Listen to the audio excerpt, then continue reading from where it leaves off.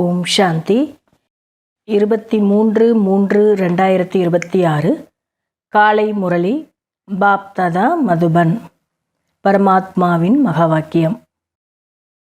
இனிமையான குழந்தைகளே, அமைதியாக இருப்பதும் கூட மிக பெரிய சிறந்த குணமாகும்.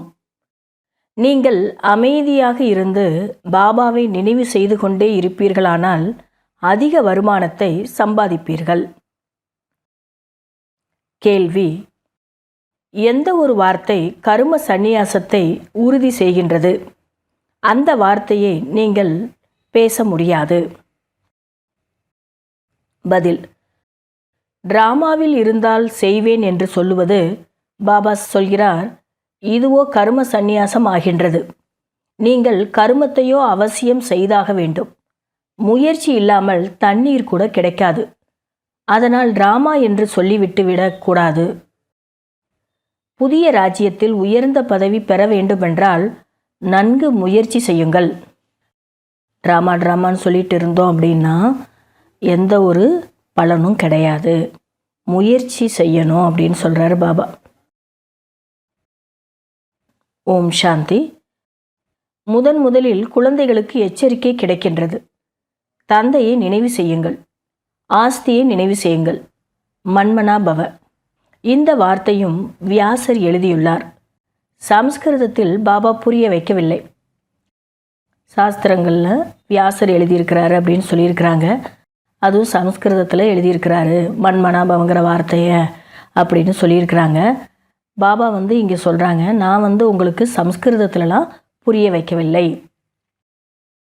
பாபாவோ இந்தியில்தான் புரிய வைக்கிறார். குழந்தைகளுக்கு சொல்கிறார், தந்தையையும் ஆசியையும் நினைவு செய்யுங்கள் என்று. இது எளிமையான வார்த்தை.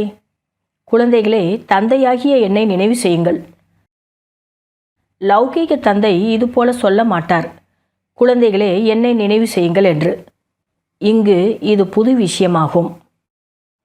ஆன்மீக தந்தையை நினைவு செய்ய வேண்டியது நமது கடமையாகும். அப்போதுதான் நம்முடைய விக்கிரமங்கள் விநாசமாகும். குழந்தைகள் நிரந்தரமாக நினைவு செய்வதற்கான முயற்சி செய்ய வேண்டும். இந்த நேரத்தில் யாரும் நிரந்தரமாக நினைவு செய்யவில்லை. அதிக நேரம் பிடிக்கும். இந்த பாபா, அதாவது பிரம்மா பாபா கூட சொல்கிறார், என்னால் கூட நிரந்தரமாக நினைவு செய்ய முடிவதில்லை என்று. அந்த நிலை கடைசியில்தான் அமையும். குழந்தைகள், உங்கள் முயற்சி, முதலாவதான முயற்சி பாபாவை நினைவு செய்வதில்தான் இருக்க வேண்டும். நீங்கள் இப்போது வரப்போகிற 21 பிறவிகளுக்காக படித்து கொண்டிருக்கிறீர்கள். மற்ற பாடசாலைகளில் இந்த பிறவிக்காக மட்டுமே படிக்கின்றனர். சாது சந்நியாசிகள் அனைவருமே வருங்காலத்திற்காகத்தான் கற்பிக்கின்றனர். ஏனென்றால் அவர்கள் புரிந்து கொண்டுள்ளனர், நாம் சரீரத்தை விட்டு முக்திதாமம் சென்று விடுவோம் என்று, பிரம்மத்தில் ஐக்கியமாகி விடுவோம் என்று. கடைசியில் நம்ம ஐக்கியமாகி விடுவோம் அப்படின்னு நினச்சிட்டு அவங்க முயற்சி செய்கிறாங்க. அதனால் ஒரு விதத்தில் சன்னியாசிகள் கூட வருங்காலத்திற்காக தான் கற்பிக்கிறாங்க அப்படின்னு சொல்கிறாரு பாபா. தந்தையோ தாமே சொல்கிறார், நான் பாரதத்தை மீண்டும் சொர்க்கமாக ஆக்குகிறேன் என்று. பாபா சொல்கிறார், என்னை நினைவு செய்யுங்கள். இந்த வார்த்தையை வேறு யாரும் சொல்ல முடியாது. தந்தை தான் சொல்கிறார். என்னை நினைவு செய்வீர்களானால் கரை நீங்கிவிடும். நீங்கள் சதோ பிரதானமாக இருந்தீர்கள். இப்போது உங்களுடைய ஆத்மாவில் கரை படிந்துள்ளது. அது நினைவின் மூலம்தான் நீங்கும். இது நினைவு யாத்திரை என சொல்லப்படுகின்றது.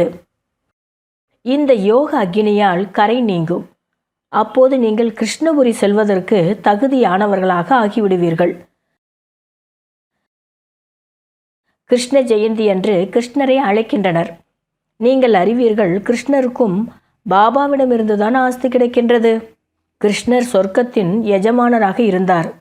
பாபா கிருஷ்ணருக்கு இந்த பதவியை கொடுத்தார். ராதை கிருஷ்ணர் தான் பிறகு லக்ஷ்மி நாராயணர் ஆகின்றனர். ராதை கிருஷ்ணரின் ஜென்ம தினத்தை கொண்டாடுகின்றனர். லக்ஷ்மி நாராயணர் பற்றி யாருக்குமே தெரியாது. ராஜயோகத்தையோ தந்தைதான் கற்றுக் கொடுத்துள்ளார். அவர்தான் பதித்த பாவனர். மிக பெரிய பெரிய தவறுகள் என்னென்ன உள்ளனவோ அவற்றின் மீது அழுத்தம் கொடுத்து பேச வேண்டும். இதை போல் நிறையா இருக்குன்றார் பாபா.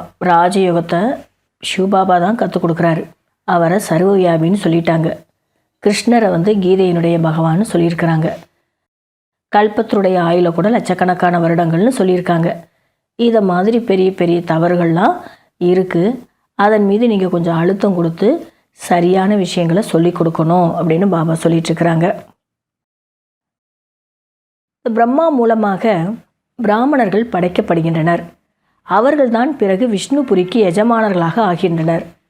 பிறகு 84 பிறவி சக்கரத்தை சுற்றி நீங்கள் பிரம்மா வம்சத்தினராக ஆகியிருக்கின்றீர்கள். இந்த லக்ஷ்மி நாராயணர் தான் பிறகு பிரம்மா சரஸ்வதி ஆகின்றனர். இதுவும் இங்கு புரிய வைக்கப்பட்டுள்ளது. பிரம்மா மூலமாக தத்தெடுக்கிறார். அதனால் இவரை பெரிய அம்மா என சொல்லுகின்றனர். பிரம்மா என்றாலே பெரிய அம்மா. அவர் பிறகு நிமித்தமாக ஆகியிருக்கிறார். கலசமோ மாதர்களுக்குத்தான் கொடுக்கப்படுகின்றது. அனைத்திலும் பெரிய வீணை சரஸ்வதிக்கு கொடுக்கப்பட்டுள்ளது. அனைத்திலும் புத்திசாலியானவர் அவர். மற்றபடி வீணை அல்லது இசைக்கருவி முதலிய எதுவும் இங்கு கிடையாது. ஞானத்தை சொல்லக்கூடிய விஷயந்தான் மிக சிறந்த விஷயமா இருக்குது. அதில் தான் புத்திசாலியாக இருக்கிறாங்களே தவிர மற்றபடி கைகளில் அந்த வீணை இசைக்கருவி அப்படிங்கிறதெல்லாம் எதுவும் கிடையாது அப்படின்னு பாபா சொல்கிறாங்க. சரஸ்வதியின் ஞான முரளி நன்றாக இருந்தது. அவரது மகிமை நன்றாக இருந்தது. பெயர்களோ அநேகம் வைத்து விட்டனர். தேவிகளுக்கு பூஜை நடைபெறுகின்றது. நீங்கள் இப்போது அறிந்து கொண்டிருக்கிறீர்கள், நாம் தான் இங்கே பூஜைக்குரியவர்களாக ஆகின்றோம். பிறகு பூஜாரிகளாக ஆகி தனக்கு தாமே பூஜை செய்கிறோம். இப்போது நாம் பிராமணர்கள். பிறகு நாம் பூஜைக்குரிய தேவி தேவதைகளாக ஆவோம். பாபாவோ இங்கு ஸ்ரீமதம் கொடுக்கின்றார். இல்லறத்தில் இருந்து கொண்டே என்னை நினைவு செய்யுங்கள் என்று. மற்ற அனைவரின் நினைவையும் விட்டுவிடுங்கள். என்னை நினைவு செய்வதன் மூலம்தான் விக்ரமங்கள் விநாசமாகும். வெறுமனே சரணடைவதற்கான விஷயம் இங்கு கிடையாது. எல்லாமே நினைவின் ஆதாரத்தில் தான் உள்ளது. பாபாவை தவிர வேறு யாரும் இது போல புரிய வைக்க முடியாது.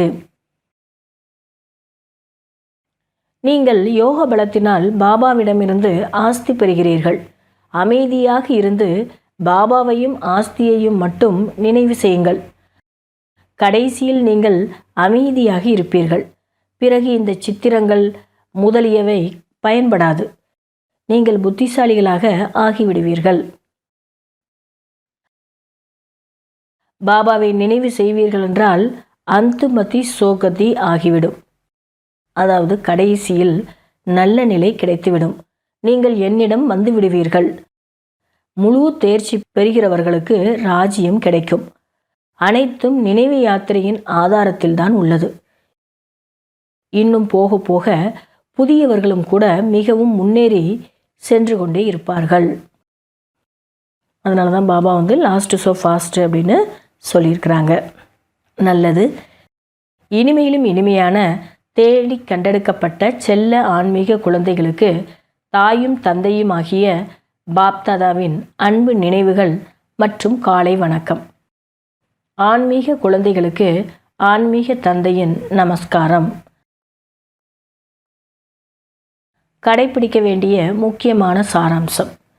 முதல் பாயிண்ட்டு, எந்த ஒரு தேகதாரியின் பெயர் உருவத்திலும் மாட்டிக்கொள்ளக்கூடாது. ஒரு தந்தையின் ஸ்ரீமதப்படி நடந்து சத்கதி அடைய வேண்டும். அமைதியாக இருக்க வேண்டும். ரெண்டாவது பாயிண்ட்டு, வருங்கால 21 பிறவிகளுக்காக நன்றாக படிக்கவும் மற்றவர்களுக்கு படிப்பிக்கவும் வேண்டும். படிப்பது மற்றும் படிப்பிப்பதன் மூலம்தான் பெயரை வெளிப்படுத்த முடியும். வரதானம், தன் மனவழி பிறர் வழி விடுத்து ஸ்ரீமத் படி நடந்து ஒவ்வொரு அடியிலும் பல மடங்கு வருமானம் சேமிப்பு செய்து பத்மாபதம் பாக்கியசாலி ஆகுங்கள்.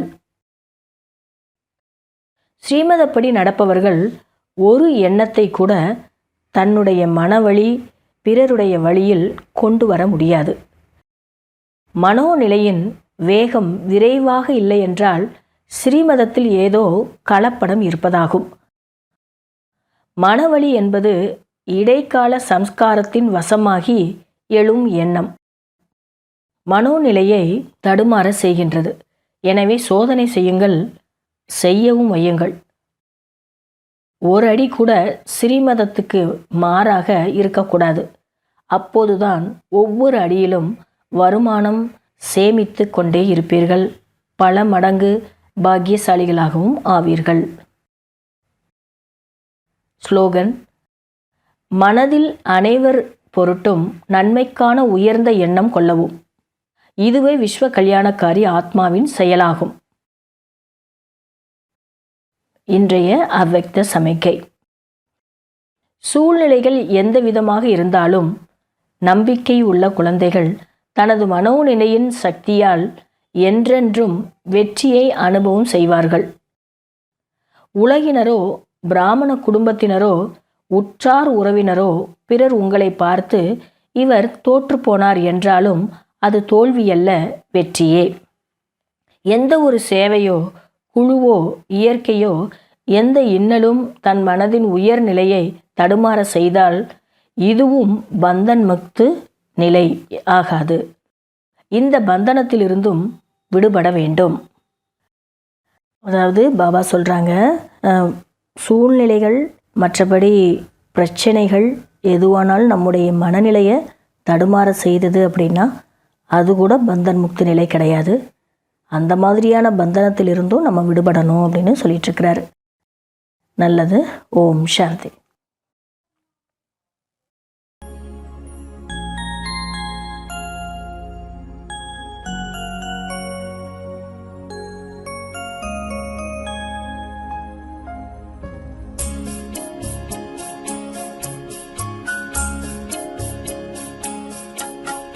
தினந்தோ